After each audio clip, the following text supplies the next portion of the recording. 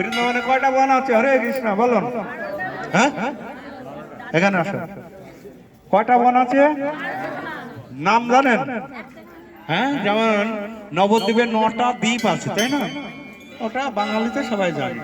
আর বৃন্দাবনে 12টা বন আছে। তো আমরা 12টা বন সব যাওয়া হবে।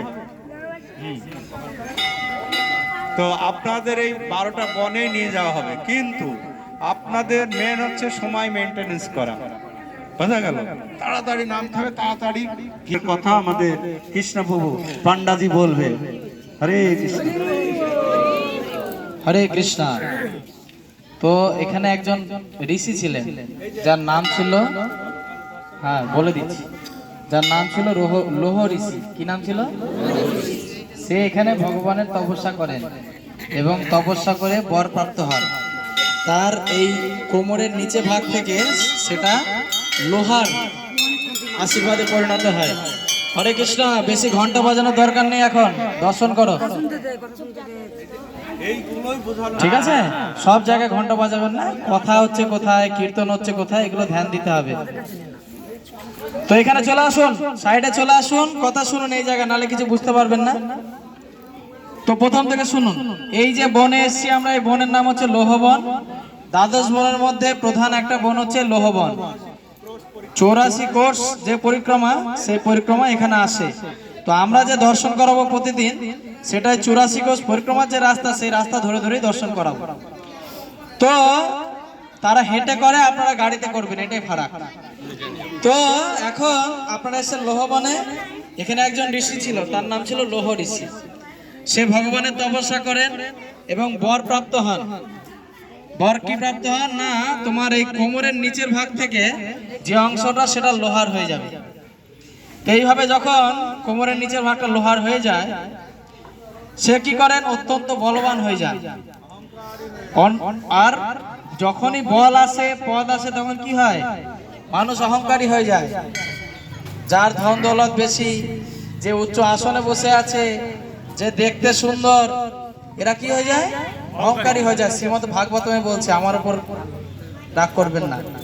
তো শ্লোকটা বলে দেন।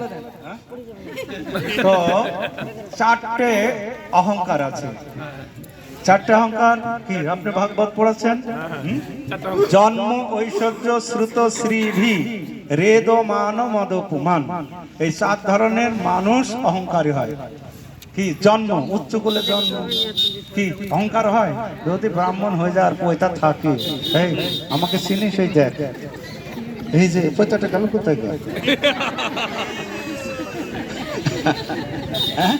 জন্ম, ঐশ্বর্য, যদি টাকা পয়সা থাকে, অনেক টাকা পয়সা থাকলে অহংকার হয়। হ্যাঁ, জন্ম, ঐশ্বর্য। শ্রুত, শ্রুত, শ্রুত মানে যদি একটু গান বাজনা, শ্লোক পাঠ কীর্তন দিতে পারে, কি অহংকার হয়।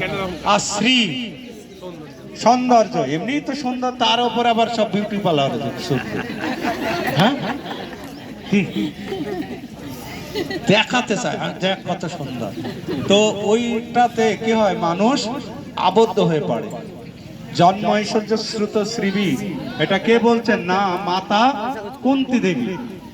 মাতা কুন্তী দেবী বলছে, এই 4 ধরনের ব্যক্তি তোমাকে কখনোই লাভ করতে পারবে না।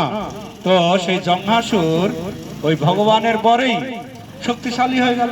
আর অসুরেরা মানেই বুঝতে পারছেন তো, যত অসুর সব ওই বর প্রাপ্ত হয়ে তারপরে অহংকারী হয়ে যায় আর ভক্তদের প্রতি অত্যাচার শুরু করে।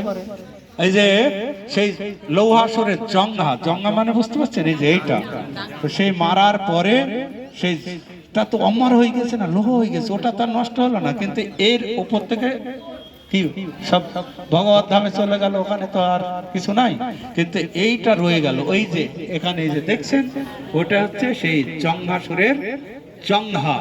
তো এটা দর্শন করুন, এত মাহাত্ম্যপূর্ণ নয় আমাদের।